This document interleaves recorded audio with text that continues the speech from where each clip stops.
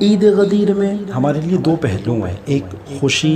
و سرود و جشن و مبارکبادی کا پہلو کہ آج امامت کے تسلسل کا اعلان ہوا، اور وہ بھی آل محمد صلی اللہ علیہ وآلہ وسلم و آل علی و آل فاطمہ علیہ السلام، ان کی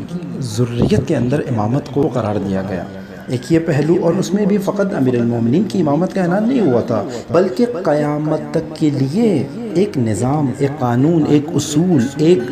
ضابطہ، ایک ضابطے کا اعلان ہوا تھا، یعنی امامت و ولایت کا اعلان،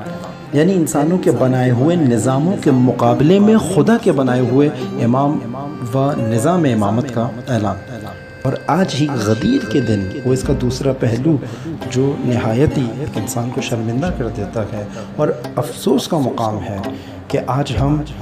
جس سال بھی روز عید غدیر بنا رہے ہیں، ہر ذی شعور مومن کو یہ احساس ہے کہ آج اپنی کوتاہیوں، غیر ذمہ داریوں و غفلتوں کی وجہ سے ہمارے پاس دونوں کی غیبت ہے، کہ آج غدیر کا امام بھی غیبت میں ہے اور غدیر کا نظام بھی غیبت میں ہے۔ یعنی ہم دیکھیں کہ دونوں چیزوں سے آج مومنین محروم ہیں۔ کوئی بادشاہت کے سائے میں جشن غدیر بنا رہا ہے، کوئی جمہوریت کے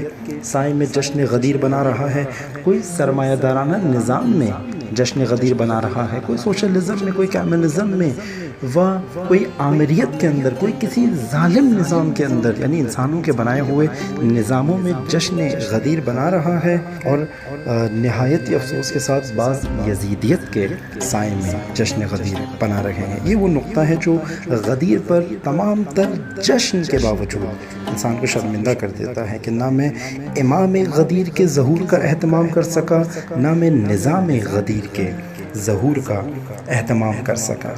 آج رسول اللہ کا قلب اطہر ان دونوں کی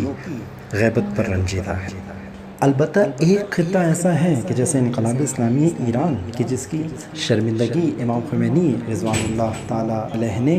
کسی حد تک کم کر دی، یعنی غیبت کبریٰ میں غدیر کے نظام کا بھی احیا کیا، اسے بھی زندہ کیا،